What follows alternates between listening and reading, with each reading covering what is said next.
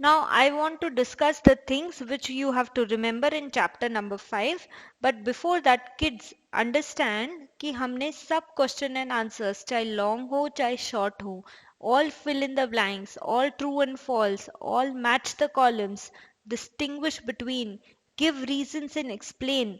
जो भी चीज आ सकती है पेपर में, हमने फुल फ्लेज उसको डिस्कस किया है.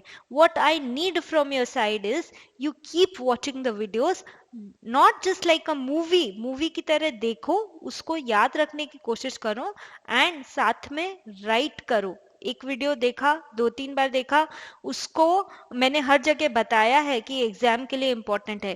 Keep writing it. राइटिंग से आपको कॉन्फिडेंस आएगा to present the answer point wise in your exams. हाँ, एग्जाम में कैसे प्रेजेंटेशन से आंसर देना है उसी तरह से मैंने यहाँ पर आंसर करके दिखाया है. So what you need to do is on a continuous basis watch the videos and also write it with your own hand, and then I guarantee वो जो कॉन्फिडेंस मिलेगा वो एक अलग ही तरह का होगा and you will be happy कि मैं इतनी प्रिपरेशन करके बोर्ड एग्जाम्स में बैठा हूँ. Okay, so now let's start with remember. First, price and demand have inverse relationship. अभी इनवर्स रिलेशनशिप का क्या मतलब है? देखो, एक यदि बढ़ता है ना तो दूसरा घटता है. डायरेक्ट रिलेशनशिप नहीं है, उल्टा या इनवर्स रिलेशनशिप है. फॉर एग्जाम्पल वो बोल रहा है कि यदि प्राइस इंक्रीज हुई है तो फिर डिमांड डिक्रीज होगी. ओके, हम नहीं देखते क्या कि यदि किसी चीज की प्राइस इंक्रीज हुई और वो एकदम नेसेसिटी जैसी चीज नहीं है, जैसे नमक, वो तो एकदम जरूरी चीज है, प्राइस बढ़ेगी भी तो भी लोग खाने में मिलाने के लिए तो खरीदेंगे, वैसे एग्जाम्पल को छोड़ दो. लेकिन यदि नॉर्मल गुड्स की प्राइस बढ़ती है तो उनकी डिमांड हम कम नहीं कर देते. तो प्राइस और डिमांड की हमेशा इनवर्स रिलेशनशिप रहेगी. Okay, now price and supply have direct relationship. अब बात करते हैं प्राइस और सप्लाई की. मतलब एक बढ़ेगा तो दूसरा बढ़ेगा. अब जब तुम प्राइस और डिमांड, डिमांड कस्टमर करता है तो कस्टमर की नजर से सोचते हैं. प्राइस और सप्लाई, प्राइस और सप्लाई अब किसकी नजर से सोचना है? सप्लायर या प्रोड्यूसर या सेलर, उसकी नजर से सोचो. तुम कोई चीज बेच रहे हो, अब उसकी प्राइस बढ़ गई तो क्या तुम और सेल करने की कोशिश नहीं करोगे? पहले मुझे 100 रुपए किलो मिल रही थी कोई चीज, I am selling that in market, एकदम से 120 रुपए किलो मिलने लग गए, 20 रुपए ज्यादा, तो मैं और बेचने की कोशिश करूंगी ना. तो when price increases, supply also increases. Think from the view point of seller, so they have direct relationship.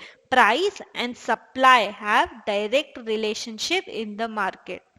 Third, equilibrium price is the price where demand equal to supply. हमने ये ग्राफ अब इतनी बार कर लिया है, डिमांड कर्व डी डी और ये supply curve S S.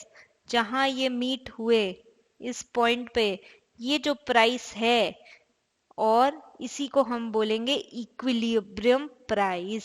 तो ये हमको ध्यान रखना है.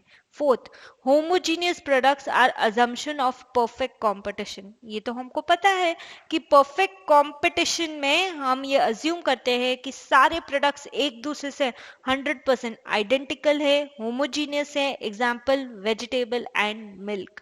Fifth, sellers and buyers are price takers in perfect competition.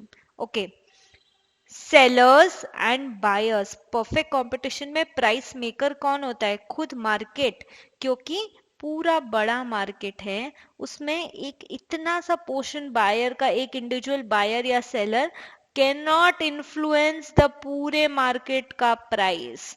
सो क्या होता है? Industry is the price maker and seller and buyers are the price takers. तो ये चीज आपको ध्यान रखनी है परफेक्ट कंपटीशन में. The seller is price maker in monopoly.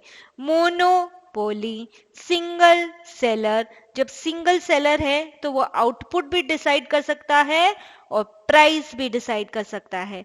तो the seller is price maker in monopoly. Now 7th, aim of monopoly. मैं अकेला ही मार्केट में सेल करने वाला हूं, न कोई कंपटीशन न कोई राइवल. तो एम ऑफ मोनोपोली क्या होगा? प्रॉफिट बढ़ाऊंगा, मेरा profit maximisation. 8th, monopolistic competition is a realistic market found in real life. Monopolistic competition बोला, तुरंत एग्जाम्पल सोप्स का आ गया दिमाग में कि इतने सारे ब्रांड्स हैं उसमें और सब चाहते हैं हमारा ब्रांड खरीदे. तो ये तो हमने रियल लाइफ में देखा है, एडवर्टाइजमेंट देखा है इतने सारे ब्रांड्स का, Dove, Lifebuoy, Nirma, Lux and so on. Okay. 9th, perfect competition and pure monopoly. Perfect competition और प्योर मोनोपोली यानी कि सिर्फ एक single seller are unrealistic concept. Unrealistic मतलब रियल लाइफ में नहीं मिलता, not found in real life. Okay. क्योंकि परफेक्ट कंपटीशन क्या एज्यूम करता है? होमोजीनियस प्रोडक्ट 100% आइडेंटिकल सेम, वो नहीं मिलता है. प्योर मोनोपोली भी कि सिर्फ एक ऐसी चीज जो एक ही आदमी बेच रहा हो, ये भी अनरियलिस्टिक है, इसलिए they are not found in real life. 10th, perfect competition includes pure competition. ये हमने ब्रिटिश का पढ़ा था कि वो लोग परफेक्ट कंपटीशन और प्योर कंपटीशन अमेरिकन इकोनॉमिक्स ज्यादा वो मानते हैं. तो प्योर कंपटीशन किसका पार्ट है? परफेक्ट कंपटीशन का. 11th, on basis of competition, market can be classified as perfect competition, monopoly, monopolistic competition. I hope आपको ये चैप्टर अच्छे से समझ में आया है. It is 7.5% of weightage, so you should try to revise it again and again. Thank you for watching aforaccounts.com.